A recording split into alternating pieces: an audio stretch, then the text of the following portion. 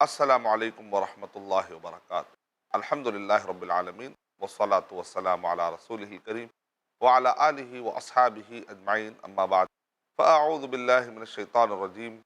بسم اللہ الرحمن الرحیم۔ شہر رمضان الذی انزل فیہ القرآن ھدی للناس وبینات من الھدی والفرقان فمن شہد منکم الشہر فلیصم ومن کان مریضا او علی سفر فعدۃ من ایام اخر یرید اللہ بکم اليسر ولا یرید بکم العسر وَلِتُكْمِلُوا الْعِدَّةَ وَلِتُكَبِّرُوا اللَّهَ عَلَى مَا هَدَاكُمْ وَلَعَلَّكُمْ تَشْكُرُونَ۔ بسم اللہ الرحمن الرحیم۔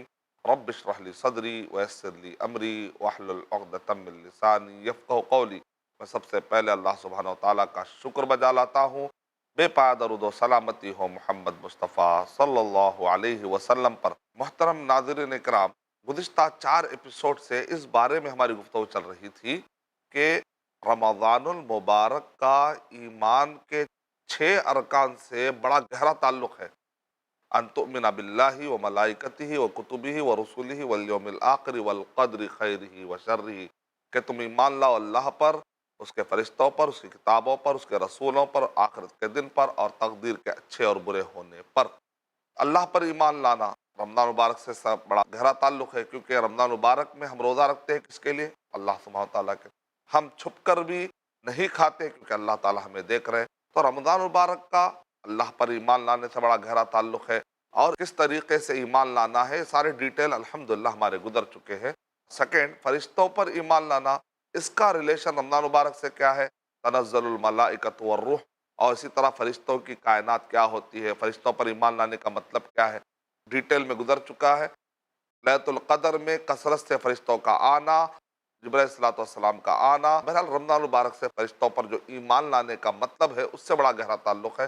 جیسا کہ مسند احمد بن حنبل کے مطابق یہ ہے کہ جتنے آسمانی کتابیں نازل ہوئی، صحف ابراہیم، تورات، انجیل، زبور، قرآن، یہ سب رمضان مبارک میں نازل ہوئے۔ السلسلہ صحیحہ میں بھی حدیث نمبر 1575 کے مطابق۔ تو رمضان مبارک کا کتابوں سے بڑا گہرا تعلق ہو گیا۔ رسولوں کا، محمد صلی اللہ علیہ وسلم کے رسالت کا، مشن کا آغاز ہوا رمضان مبارک سے، رسولوں سے بڑا گہرا تعلق ہے۔ موسیٰ علیہ السلام پر تورات جب نازل ہوئی، عیسیٰ علیہ السلام پہ، داؤد علیہ السلام پر، اور ابراہیم علیہ السلام پر، مطلب یہ ہے کہ ان پر ذمہ داریوں کا ایک بہت بڑا بوجھ یا اس کی ابتدا اس رمضان مبارک سے ہوئی۔ اور ملائکتی و کتبی و رسلی والیوم الآخر، آخرت کے دن پر ایمان لانا۔ آج ہمارا ٹاپک ہے کہ رمضان مبارک کا آخرت کے دن پر ایمان لانے کا مطلب کیا، رمضان مبارک سے اس کا کیا ریلیشن ہے۔ آخرت کے دن پر ایمان لانا کا مطلب یہ ہے کہ یہ پوری دنیا ختم ہو جانے والی ہے ایک دن، اور سارے کے سارے انسان جو کچھ بھی انہوں نے اس دنیا میں کیا ہے اس کا حساب و کتاب دینے کے لیے جمع ہونا ہے۔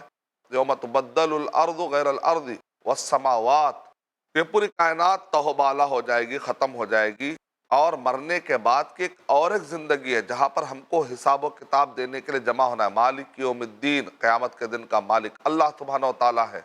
اور فَمَن يَعْمَلْ مِثْقَالَ ذَرَّةٍ خَيْرًا يَرَهُ، جو کوئی بھی ذرہ برابر بھی نیکی کرے گا اس کو دیکھ لے گا۔ وَمَن يَعْمَلْ مِثْقَالَ ذَرَّةٍ شَرًّا يَرَهُ، اگر کوئی ذرہ برابر بھی برائی کیا وہ بھی دیکھ لے گا۔ یعنی مرنے کے بعد ایک آدمی کو حساب و کتاب دینا ہے۔ اگر اس کا عقیدہ صحیح نہیں ہے، اللہ پر اس نے ایمان نہیں لایا، فرشتوں پر ایمان نہیں لایا، کتابوں پر نہیں، رسولوں پر نہیں، اور آخرت کے دن پر اس کو بہرحال ایمان لانا ہے۔ ضروری ہے، ایسا ایک دن آنے والا ہے جہاں حساب و کتاب ہونے والا ہے۔ افحسبتم انما خلقناکم عبثا، کیا تم نے سمجھ رکھا ہے کہ ہم نے تم کو بس ایسے ہی بیکار کے پیدا کر رکھا ہے؟ وَأَنَّكُمْ إِلَيْنَا لَا تُرْجَعُونَ، اور تم ہماری طرف لوٹنے والے نہیں ہو کیا؟ ایک دن ہے جہاں پر سب کو لوٹنا ہے، اور اپنے اعمال کا اور اپنے عقائد کا، ڈیسیشنز کا حساب و کتاب دینا ہے۔ تو اس کو کہتے ہیں آخرت۔ رمضان المبارک کا بڑا گہرا تعلق ہے آخرت کے دن سے بھی، جیسا کہ صحیح بخاری کے مطابق کہ نبی اکرم صلی اللہ علیہ وسلم نے ارشاد فرمایا کہ اذا دخل رمضان، کہ جب رمضان داخل ہو جاتا ہے، فتحت ابواب الجنہ، جنت کے دروازے کھول دیے جاتے ہیں۔ اس کے بعد کی حدیث شریف میں ہے کہ وسلسلت الشیاطین والجن، شیطان اور جنوں کو بند کر جاتا ہے، جہنم کے دروازے بند کر دیے جاتے ہیں۔ یعنی کہ یہ بتایا جا رہا ہے کہ نیکیاں کرنا آسان ہو جاتا ہے، جنت کے دروازے کھولنے، جہنم کے دروازے بند کرنے کا مطلب کیا ہے؟ یعنی کہ یہ جو جنت اور جہنم کے فیصلے ہونے والے کب ہونے والے ہیں؟ آخرت کے دن۔ تو رمضان المبارک کا ایمان کے 6 ارکان سے بڑا گہرا تعلق ہے۔ یہ سارے نیکیاں جو ہم کرتے ہیں کس لیے کرتے ہیں؟ نیکی کر ترازو میں ڈال۔ جنرلی ہم کہتے ہیں نیکی کر دریا میں ڈال، نہیں، دریا میں ڈالیں گے تو پھر بے آف بنگال میں چلا جائے گا، نہیں، دریا میں نہیں، ترازو میں ڈال۔ اللہ تعالیٰ کے پاس ایک ترازو، اس ترازو میں نیکیاں ڈالنا ہے۔ اللہ تعالیٰ قرآن مجید میں ارشاد فرما رہے ہیں فَأَمَّا مَن ثَقُلَتْ مَوَازِينُهُ فَهُوَ فِي عِيشَةٍ رَاضِيَةٍ، جن کے نیکیوں کے پلڑے بھاری رہیں گے وہ اچھی زندگی میں رہیں گے۔ وَأَمَّا مَنْ خَفَّتْ مَوَازِينُهُ فَأُمُّهُ هَاوِيَةٌ، اور جن کے نیکیوں کے پلڑے خالی خالی رہیں گے ان کا ٹھکانہ ہاویہ ہے۔ کیا ہے ہاویہ؟ وَمَا أَدْرَاكَ مَا هِيَ نَارٌ حَامِيَةٌ، دہکتی ہوئی آگ ہے۔ تو آدمی کے زندگی کا مقصد عبادت ہے، اور ان سارے عبادتوں کا مقصد ہے وہ نیکیوں کے پلڑے کو جھکانا ہے انشاءاللہ۔ تو ہم رمضان مبارک میں روزے کیوں رکھتے ہیں؟ ہم رمضان مبارک میں عبادتیں اور زیادہ کیوں کرتے ہیں؟ تاکہ آنے والی زندگی میں تو ہمارے اچھے کاموں کے لیے تربیت بھی ہو جائے، اور ساتھ میں اگر کچھ کمی رہ گئی ہو تو اس رمضان مبارک میں اللہ کا شکر ادا کرتے ہیں کہ اللہ نے شیطانوں کو بند کر دیا، جنوں کو بند کر دیا۔ جو سرغن ہے اس کے تشریح بھی گزر چکی ہے کہ کس ٹائپ کے شیطان بند ہے اور کس ٹائپ کے شیطان کھلے ہوئے رہنے کے امکانات ہیں۔ مرض الجن، مرض الشیاطین، گفتگو ہو گئی اس بارے میں تفصیل سے کہ جو سرغنہ شیطان، سرغنہ جو جن ہوتے ہیں وہ بند ہوتے ہیں۔ نارمل اختلافات ڈالنے والے جن ادھر ادھر گھومتے رہتے ہیں، صحیح مسلم مطابق، اور ابن ماجہ میں بھی ہے کہ سرغنہ جن اور شیاطین بند ہوتے ہیں۔ جو صحیح مسلم کی روایت ہے وہ یہ ہے کہ لیلۃ القدر نبی اکرم صلی اللہ علیہ وسلم جو بتانے آ رہے تھے صحابہ کرام کے آپس میں، وہاں پر کچھ بحث ہو رہی تھی جس کی وجہ سے نبی اکرم صلی اللہ علیہ وسلم کو جو چیز بھلا دی گئی تھی، وہ جو قصہ ہے وہاں پر ہے کہ شیطان آیا۔ اس کا مطلب اختلافات ڈالنے والا شیطان رمضان مبارک میں رہتا ہے۔ یہ سارا جو ماحول بنایا گیا کہ سرغنہ شیطانوں کو بند کر کے، اس کا فائدہ یہ ہے کہ آدمی کے لیے نیکی کا کام کرنا آسان ہو جاتا ہے۔ تو یہ نیکی کا کام کیوں کرتے ہیں ہم؟ کیوں برائیوں سے اپنے آپ کو بچانا ہے؟ کہ رمضان مبارک میں ایک بندے نے حلال چیز کو بھی صرف اللہ کے خاطر اس نے دن میں نہیں کھایا، حالانکہ کھانا پینا حلال ہے، لیکن اللہ تعالیٰ کا حکم ہے کہ اب روزے کے ہاتھ میں نہیں کھانا ہے تو بس نہیں کھاتا ہے۔ تو یہ چیز کہ جب ایک حلال کام سے آپ رک سکتے ہیں تو باقی کی زندگی میں حرام کام سے کیوں نہیں رکیں گے؟ یہ ایک تربیت ہوتی ہے، ایک نفس کی اور روح کی پاکیزگی۔ یہ شہر الصبر ہے، صبر کرنے کی عادت پڑتی ہے، آدمی کو قربانی دینے کی عادت پڑتی ہے، اور صحیح فیصلہ لینے کی عادت پڑتی ہے، اللہ تعالیٰ کی اطاعت کرنے کی عادت پڑتی ہے، محمد صلی اللہ علیہ وسلم کی اطاعت کرنے کی عادت پڑتی ہے، سمعنا و اطعنا کی کیفیت پیدا ہوتی ہے۔ تو یہ ساری چیزیں کیوں؟ نیکی کا پلڑا بھاری کرنا ہے، اور نیکی کا پلڑا خالی ہونے سے بچانا ہے۔ اور اللہ تعالیٰ نے جو کہا کہ جنت کے دروازے کھول جاتے، جہنم کے دروازے بند کر دیے جاتے ہیں، صحیح بخاری حدیث نمبر 1901 میں صحیح بخاری کی روایت ہے، امام بخاری تعالیٰ باب بھی باندھا ہے۔ نبی اکرم صلی اللہ علیہ وسلم نے ارشاد فرمایا کہ من صام رمضان، جس نے رمضان مبارک کے روزے رکھے تو کیا ملتا ہے اس کو؟ تو اس کو غفر له ما تقدم من ذنبی، کہ اس کے گزرے ہوئے سارے گناہ معاف ہو جاتے ہیں۔ اگر اس نے توبہ بھی کر لی تو بڑے بڑے گناہ بھی معاف ہو جاتے ہیں انشاءاللہ۔ لیکن شرط کیا ہے؟ من صام رمضان ایمانا و احتسابا، یہ بہت اہم ہے درمیان میں، من صام رمضان ایمانا و احتسابا غفر له ما تقدم من ذنبی، کہ جس نے رمضان مبارک کے روزے رکھے تو اس کو مغفرت ملے گی۔ لیکن درمیان میں کیا کہا جا رہا ہے؟ ایمانا و احتسابا، عقیدہ اچھا ہونا بہت ضروری ہے، ایمان ہونا، یقین ہونا ہے، واحتسابا، اور اللہ سبحانہ و تعالیٰ سے نیکی ملے گی، مغفرت ہوگی۔ یہ جو پورے جذبات سے مل جل کر جب عبادت ہوتی ہے تو اس عبادت میں پاور آتا ہے۔ غفر له ما تقدم من ذنبی، گزرے ہوئے سارے گناہ معاف کر دیے جاتے ہیں۔ چھوٹے گناہ تو ایسے ہی معاف ہو جاتے ہیں، بڑے گناہ کے لیے علماء اکرام نے کہا کہ نیت شرط ہے، اور ندامت، اعتراف، گناہ کا احساس کہ دوبارہ نہیں کرنے کا عزم، پختہ اور نیکیوں کی شروعات۔ اور اگر حقوق العباد ہے تو صرف توبہ کرنے سے کافی نہیں ہوگا، جس کی جو زمین لے لی گئی تھی اس کو واپس دی جائے، جس کے جو حقوق ہے اس کو واپس دی جائے، اور اگر کوئی آدمی ناراض ہے تو اس سے جا کر معافی مانگی جائے۔ آپ کسی آدمی کو ستا رہے اور مسجد میں جا کر کہہ رہے اللہ معاف کر دے، میں نے اس کو ستایا، بیچارے کو آپ تکلیف میں چھوڑ کر اس سے بھی معافی مانگیے، کہ ایسا نہ ہو کہ بد دعا لگ جائے، کیونکہ نبی اکرم صلی اللہ علیہ وسلم نے ارشاد فرمایا اگر ایک مظلوم بد دعا دیتا ہے تو اللہ سبحانہ و تعالیٰ ضرور مظلوم کی مدد کر کے رہیں گے، تھوڑی دیر کے بعد ہی کیوں نہ ہو، اگرچہ کہ وہ مظلوم کافر ہی کیوں نہ ہو، وہ مظلوم کو بھی اللہ تعالیٰ مدد کر کے رہے گا۔ مطلب یہ ہے کہ اللہ سبحانہ تعالیٰ ظالم کو پسند نہیں کرتے۔ مظلومیت دیکھیں فرعون کئی آئے، لیکن اس فرعون کو ڈبویا گیا جس نے ظلم کیا تھا۔ اس سے پہلے کہ فرعون کے بارے میں کفر پایا جاتا تھا، لیکن موسیٰ علیہ السلام کے زمانے کے فرعون میں جو ظلم کی کیفیت بڑھ چکی تھی نا، اس کو ڈبایا گیا۔ یعنی اللہ تعالیٰ کفر کو ڈھیل دیتے لیکن ظلم کو ڈھیل نہیں دیتے، کیونکہ کفر کا معاملہ تو اللہ تعالیٰ سے ہے، وہ چاہے تو اور ڈھیل دے چاہے تو اور ڈھیل دے، لیکن ظلم کا جو معاملہ ہے بندوں کا، اللہ تعالیٰ بندوں پر ظلم کو پسند نہیں کرتے۔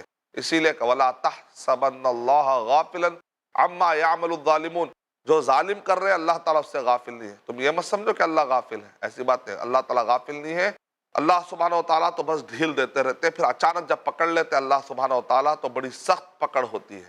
تو رمضان المبارک کا ایمان کے 6 ارکان سے بڑا تعلق ہے۔ ہم مسلمان جب یہ کہتے ہیں کہ ہم آخرت پر ایمان رکھتے ہیں تو کچھ لوگ ہم سے سوال کرتے ہیں آپ لوگ آخرت پر ایمان لاتے کیا بیس پر لاتے ہیں؟ ہم قرآن مجید کے بیس پر ایمان لاتے ہیں۔ تو کیا آپ نے کبھی آخرت کو دیکھی ہے؟ تو ہم کہیں گے کہ کیا آپ نے کبھی گریویٹیشنل فورس دیکھی ہے؟ نہیں، ہم نے تو گریویٹیشنل فورس نہیں دیکھی۔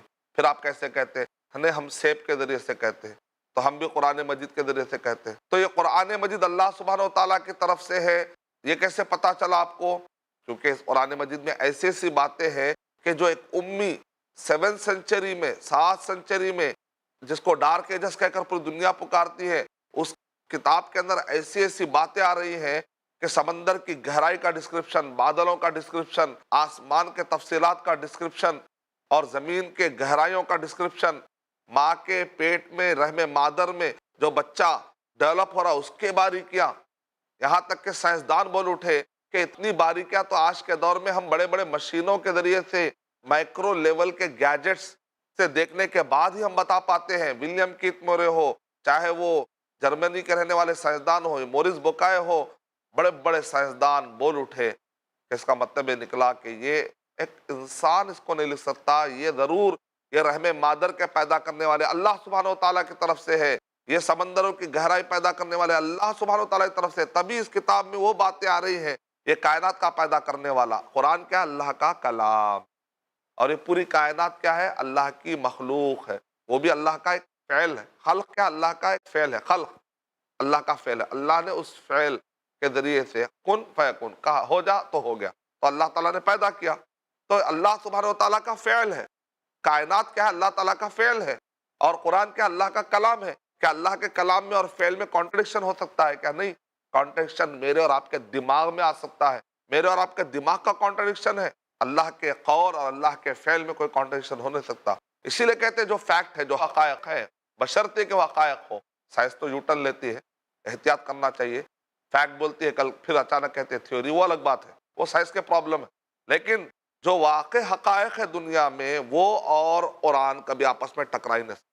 یعنی کہ جو بھی مسلمات ہوتے ہیں، حقائق ہوتے ہیں، اس لیے ابن تیمیہ اللہ علیہ نے 9 جلدوں میں کتاب لکھی، درء تعارض العقل والنقل، صحیح نقل اور سلیم عقل کبھی آپس میں نہیں ٹکراتے۔ نقل یعنی کہ قرآن سے حدیث جو نقل ہوتے آ رہا ہے، اس میں سے جو صحیح ہے، قرآن تو آتھنٹک ہے الحمدللہ، اس میں کوئی شک نہیں ہے، لیکن احادیث میں ضعیف ہے، اس کو ہٹا دے کر جو صحیح ہے قرآن مجید اور آتھنٹک احادیث، یہ اس کو کہتے ہیں صحیح نقل۔ سلیم عقل، مطلب عقل کبھی غلط بھی سوچتی ہے، وہ عقل کی بات نہیں کر رہے، سلیم عقل کبھی دونوں کا آپس میں ٹکراؤ نہیں ہو سکتا۔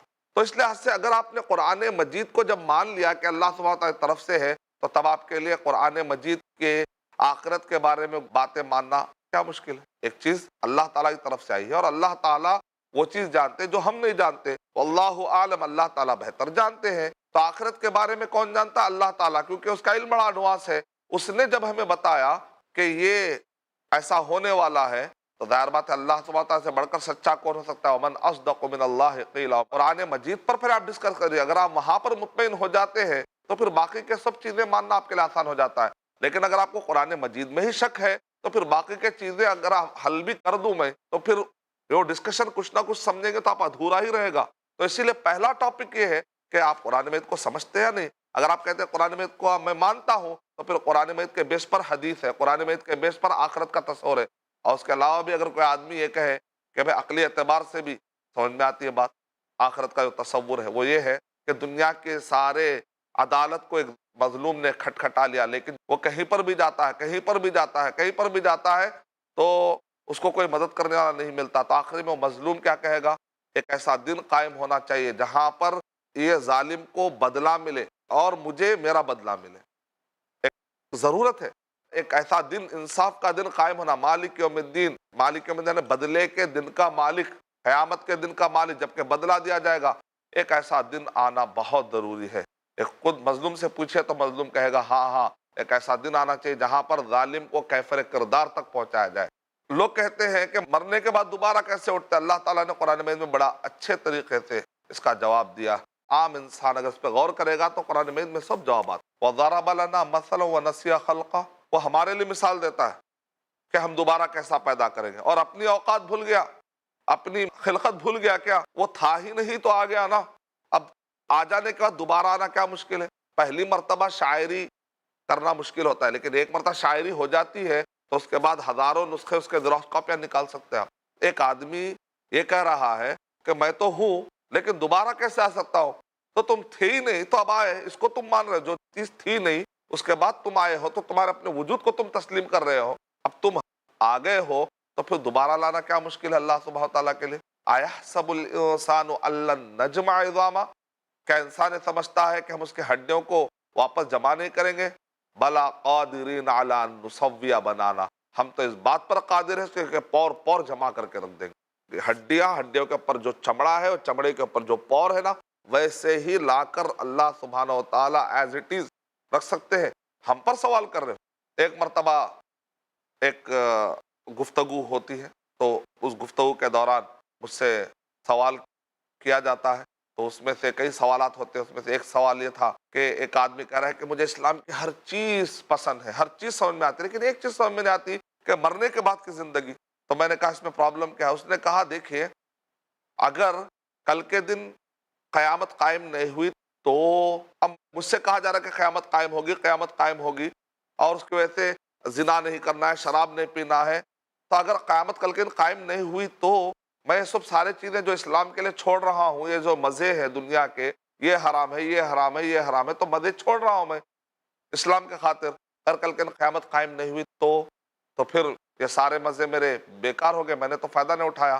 تو میں نے اس سے کہا اچھا یہ بولیے کہ آپ کیا بیس مانتے ہیں؟ کیا آپ کوئی ریلیجن کو مانتے ہیں؟ تو اس نے کہا میں کوئی ریلیجن کو نہیں مانتا، میں صرف اسلام سے متاثر ہوں، لیکن یہ پوائنٹ پر آ کر میں کسی بھی ریلیجن کو نہیں مان رہا۔ اچھا، تو میں نے کہا آپ کوئی سائنس کو مانتے ہیں بیس؟ اس نے کہا نہیں۔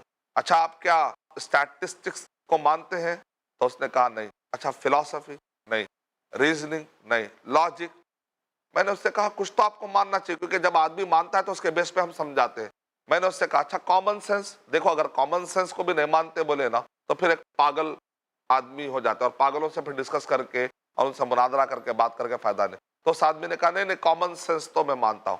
یعنی کامن سینس یہ ہے کہ آدمی آنکھ سے دیکھتا ہے اور ناک سے سونگھتا ہے، ایک کامن سینس کی میں بات کر رہا ہوں۔ تو اس آدمی نے کہا ہاں میں کامن سینس کو مانتا ہوں۔ الحمدللہ کچھ تو مانا، ایک مانے گا تو اس کے بیس پر میں سمجھا پاؤں گا نا۔ تو اس کے بعد میں نے اس سے کہا اچھا یہ بتاؤ کہ اگر کوئی آپ کا جس پر آپ کو بہت بھروسہ ہے وہ آپ کے سامنے آ کر کہہ رہا ہے کہ یہ جو پیکٹ ہے اس میں بریانی اچھی ہے، یہ جو پیکٹ ہے اس میں بریانی لیکن یہ کب کی ہے نہیں معلوم، مجھے شک ہے ذرا اچھی ہے یا نہیں ہے نہیں معلوم، تو اب بتائیے ایک کامن سینس آپ کون سا پیکٹ لینا چاہیں گے، جس میں شک ہے وہ یا جس کے اندر یقین ہے وہ؟ تو اس آدمی نے کہا میں سیف سائٹ فالو کروں گا، کہ میں جو کہا جا رہا ہے کہ اچھا پیکٹ ہے نا میں یہ لے لوں گا۔ تو میں نے کہا اچھا، تو بالکل اسی طریقے سے آپ یہ کہہ رہے ہیں کہ اسلام کی ہر چیز پسند ہے، رسولوں قرآن صحیح حدیث پڑھنے کا آپ کو ہر چیز سمجھ میں آ گئی، لیکن آپ کو یہ شک ہے کہ قرآن کہہ رہا ہے کہ قیامت قائم ہو گیا اور قائم نہیں ہوئی تو آپ کو خالی یہ شک آ رہا ہے نا۔ اچھا یہ بولے سیف سائٹ کیا ہے؟ آپ یہ کہہ رہے ہیں کہ ہو بھی سکتی ہے نہیں بھی ہو سکتی، قرآن میں پڑھنے سے پتہ چلا ہو سکتی ہے، آپ کے عقل کہہ رہے کہ نہیں ہو سکتی، لیکن سیف سائٹ کیا ہے؟ مان لیجئے کہ کل کے دن اگر واقع قیامت قائم نہیں ہوئی، بہت سے بات آپ کا نقصان کیا ہوا؟ یہی نا کہ آپ الو بنے بھائی مجھے الو بنایا گیا، اتنا ہی نا نقصان، اور کچھ بھی تو نہیں ہے، بیوقوف بنایا گیا، اتنا ہی بولیں گے آپ۔ لیکن اگر قائم ہو گئی تو اس آدمی نے کہا کہ مجھے خوف ہو رہا ہے، جتنے آپ حرام کام کرنے کا ارادہ کرے ہوئے ہیں کل قیامت میں اللہ تعالیٰ پوچھ لیا تو کل اللہ سبحانہ و تعالیٰ کہہ دے تو نے اپنے پیدا کرنے والے کا کچھ حق ادا کیا کیا؟ تو نے اپنے آپ کو پیدا کر لیا، کسی نے تجھے پیدا کیا؟ تو کوئی تو ہوگا جس نے تجھ کو پیدا کیا ہوگا، اس کو تو نے صحیح ڈسکور کیوں نہیں کیا؟ اگر اللہ تعالیٰ نے سوال کر لیا تو یہ زیادہ سیف سائڈ ہے کہ آپ مان لیں۔ تو بہرحال اور بھی سوالات ہو سکتے ہیں، جیسا کہ مختلف قسم کے سوالات ہوتے ہیں کہ آدمی اپنے فیوچر پلاننگ میں کیا کریں۔ ہمارا جو فیوچر ہے، مرنے کے بعد کی زندگی کو بھی ہم فیوچر پلاننگ میں شامل کر لیں، کمپلیٹ فیوچر پلاننگ۔ ہم کیا کرتے ہیں، 30-40 سال کے ہیں نا، تو آنے والے 10 سال کی فیوچر پلاننگ کرتے ہیں، 60 سال 70 سال بس۔ لیکن اپنے مرنے کے بعد موت آنے والی ہے، اپنے فیوچر میں موت آنے والی ہے، فیوچر میں حشر کا میدان آنے والا ہے، فیوچر میں حساب و کتاب ہونے والا ہے، فیوچر میں نام اعمال ترازو میں رکھ کر تولے جانے والے، جنت اور جہنم کا فیصلہ ہونے والا ہے، یہ سب بھی تو فیوچر میں آنے والا ہے۔ اس کی فیوچر پلاننگ کون کرے گا؟ دیکھیں ہم جو جا رہے ہیں نا، یہ روڈ کو یو ٹرن نہیں ہے، ارے پھر سے میں جوانی گزار کے آؤں گا، ایسا نہیں، بس گئے جوانی اس کے بعد بڑھاپا، اس کے بعد موت ہی ہے۔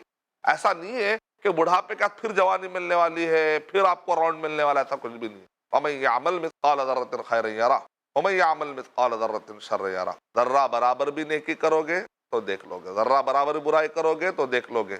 اللہ سبحانہ تعالیٰ ہماری حفاظت فرمائے۔ اللہ تعالیٰ ہمیں اپنے فیوچر پلاننگ کو کمپلیٹ فیوچر پلاننگ کرنے والا بنائے، آمین۔ وآخر دعوانا ان الحمد للہ رب العالمین۔ السلام علیکم ورحمۃ اللہ وبرکاتہ۔